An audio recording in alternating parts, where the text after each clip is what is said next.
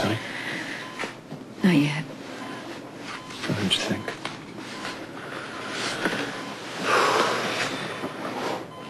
A restraining order? Yeah, it allows for the bone marrow transplant. No. I'm not doing anything to provoke him. Nothing. I just want him to... Alexis.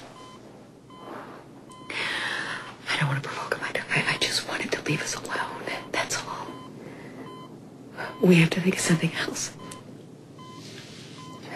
Sounds like you're rallying. You know, Jax was here. He's right. I've got to keep it together. Will you let me help? We just need to come up with something that has got to be quick, and it has to be irrevocable, and it has to be legal. Do you have any ideas? Maybe. What? Marry me.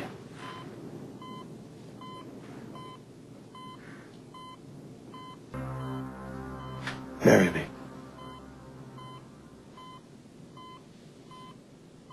Marry you as a husband and wife? Yeah, that's the general idea. As a legal maneuver to help protect Christina? Yes. And no?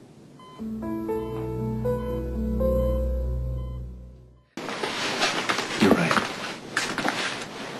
Our marriage would largely be a legal maneuver. Well, it may improve my position in family court, maybe. I mean, we know that Sonny is going to demand paternal rights, and it may help if we're married. Yeah, you're right. But it's not the only reason that I'm proposing. I like to think of myself as a helpful and sympathetic guy, but not to the extent of just marrying somebody to help them out in court. I happen to care about you, Alexis. That's really nice to hear. It's nice to hear. Come on. It's not nice to hear. It makes you feel uncomfortable. Look, it's fair enough. It makes me feel uncomfortable too, but we don't have the luxury of being able to back off and pretend like we weren't anything more than professional rivals who would indulge in occasional flirtation. Look, you care about me as well, Alexis.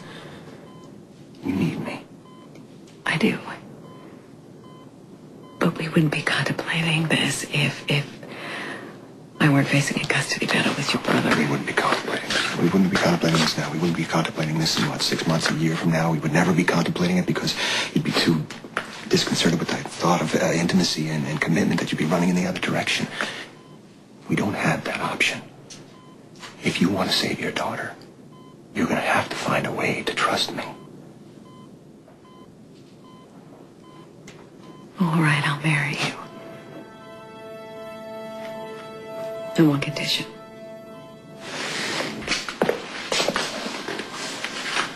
I want it to be a marriage of convenience. Why? There's less chance of misunderstandings and unmet expectations. Strangely enough, you know, I've had a marriage of convenience before, and it actually worked out quite well. Uh-huh. We were a couple, in Jax and I, in public, and in private, we were platonic friends. And when the marriage no longer served us, we went our separate ways, and we divorced amicably, and we remained I see. friends. Okay, you know what? I propose for real, Alexis. I want to marry you. I'm not going to agree to keep my distance and maintain some sort of public, polite facade, all right? That's the house that I grew up in. My father and my stepmother, they were unfailingly civil to one another. They carried on witty conversations, and they were dead inside, and I am not going to subject myself or you to that kind of a life, not even for the benefit of Christina. Look, if we're going to marry, we got to try to build on something real. Mean about people, families, being civil to each other. The Cassadine said, beautiful manners. Helena, at her most lethal, was always polite. Which is very confusing when you're a little girl because you don't understand why the words people are saying have no bearing to what they're actually feeling.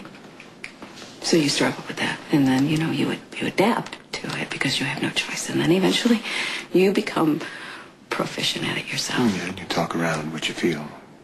You wrap it up in a protective covering of verbal sparring and intellectual posturing. You know me.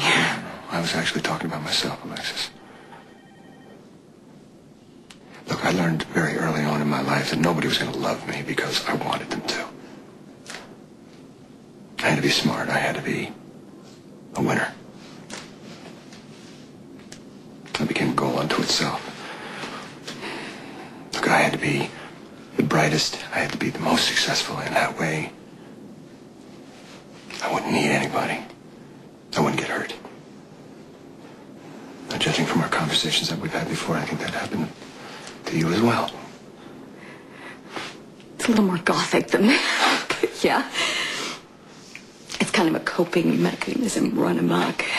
You put your effort in the places where you feel the most competent, and you avoid the places where you feel out of control. Which is actually fine. You know, you can lead a very successful and fulfilling life that way. Until your kid gets sick and the father is a gangster that you've lied to for 3 years, and he may be the only one that can help her, and then you're sure that he's going to sue you for custody, and you know you won't be able to protect your daughter, so you marry his brother.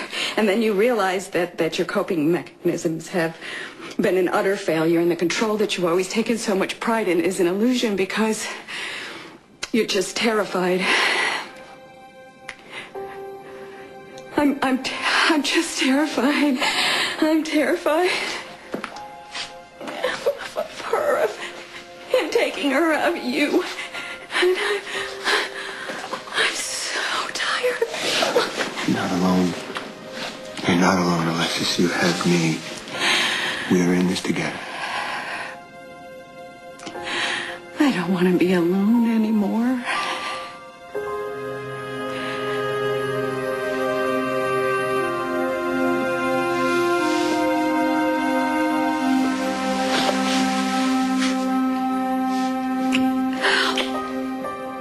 I'll marry you.